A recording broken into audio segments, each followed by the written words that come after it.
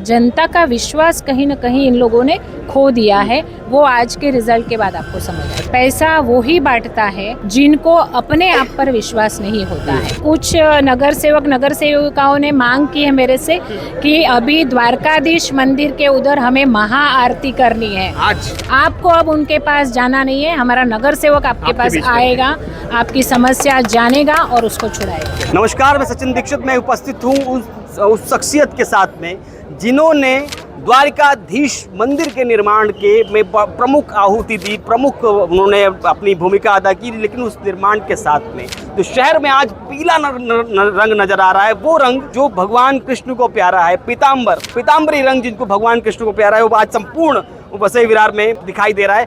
क्या कहेंगे जिस तरीके से मंदिर निर्माण की प्राण प्रतिष्ठा के बाद में शहर में एक हर जगह आज चुनाव में भी द्वारकाधीश जो नाम था उसके नीचे विजय भव, ये हर जगह बैनर और पोस्टर में, ये भावनाएं किस प्रकार की हैं और क्या कहेंगी इस जीत पर?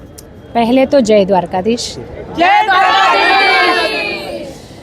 देखिए, आपने शायद मंदिर निर्माण हुआ उसके बाद मेरा इंटरव्यू लिया था और पीले रंग का महत्व तब मैंने आपको बताया था कि हमारे हिंदू धर्म के शास्त्रों में जब भी श्री कृष्ण का वर्णन, उनके श्रृंगार का वर्णन आता है तब वो पीला पीताम्बर पहने हुए रहते हैं। तब मैंने आपसे कहा था कि द्वारकाधीश को पीला कलर बहुत पसंद है और मंदिर के ऊपर ध्वजा भी पीले कलर की लहराई थी।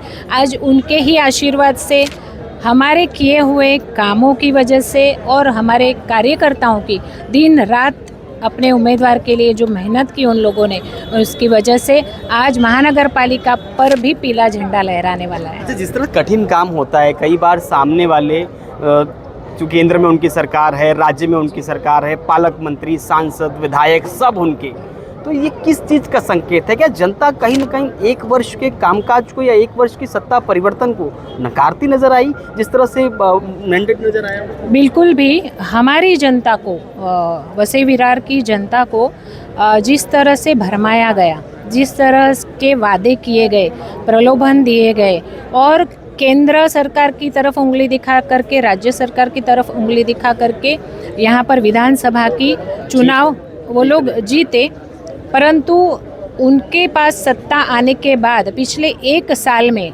ज़मीनी लेवल पे कुछ भी काम नहीं हुए हैं। हमारे स्थानिक जो लोकल लोग हैं, जनता है, उनके लिए कुछ काम नहीं हुए, उनका सुना नहीं गया है। सामान्य रास्ते के ऊपर के गड्ढे भी भरे नहीं गए, उसके नारियल तो फोड़े गए, परंतु जनता का विश्वास कहीं न कहीं इन लोगों ने खो दिया है। वो आज के रिजल्ट के बाद आपको समझ आया। अच्छा, अब ये क्या होता है, कई बार सामान्य जब कार्यकर्ता इस तरह से उठता है, क्योंकि इस बार के चुनाव में भी बेरात्रि आपको पैसे बांटने वाली तस्वीरें सामने आई, बहुत सारी ईवीएम पर बहुत सारी चीज़ सामने आई बीते दिनों भी। तो इस पूरे माहौल के जब कार्यकर्ता जीतता है तो आगे क्या कुछ होगा पॉलिसी मेकिंग कि नहीं हम इस तरह काम करेंगे, अब हम जीत गए हैं, लेकिन जनता को एक होता है, कार्यकर्ता को एक आह्वान होता है कि जीत गए हो लेकिन ये काम करना, ज़मीन पे रहना, आप ये ऐसे, तो क्या पॉलिसी मेकिंग होगी और किस तरह का इंस्ट्रक्शन देती है कि जीत गए हैं लेकिन आपको ये करना है, क्या कुछ कहें? बिल्कुल भी हमारे कार्यकर्ताओं ने जो मेहनत की है वो क्यों की है कि वो जिस एरिया के हैं वहाँ के काम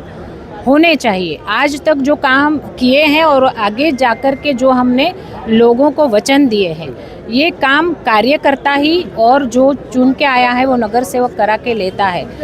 नगर सेवक जब चुनाव में खड़ा रहता है, उनके कार्यकर्ता डोर टू डोर जाते हैं, डोर टू डोर जा कर के लोगों को एक विश्वास दिलाते हैं कि हम आपके लिए खड़े हैं, कुछ भी आपकी समस्या हो, कुछ भी काम हो, हम आपके लिए खड़े हैं। तब जनता ने जाकर के विश्वास पुनः ये किया है, जो विश्वास उनका परिवर्तन के समय का चला गया था, फिर से एक बार बहुजन विकास आघाड़ी पे विश्वास किया है।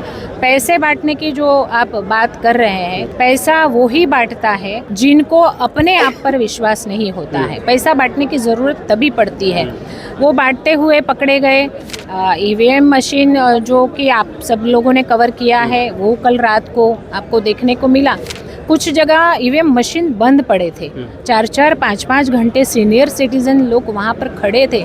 उनको या तो ऐसे कहा गया कि यहाँ से आप दूसरे सेंटर में चले जाओ, वहाँ मतदान कर पाओगे, पर सीनियर सिटीज़न कभी ना कभी तो उसको तकलीफ होती है। तो कुछ लोग नहीं जा पाते, कुछ लोग ऐसे चले गए।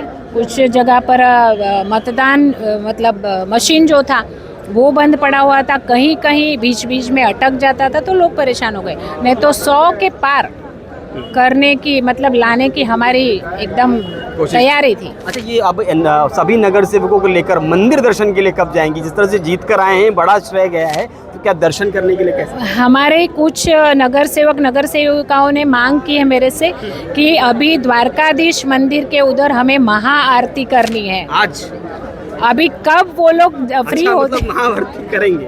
द्वारकाधीश मंदिर के बाहर हमें महाआरती करनी है, क्योंकि द्वारकाधीश यहाँ पर पधारे और हमारी पूरी तरह से जीत हुई है।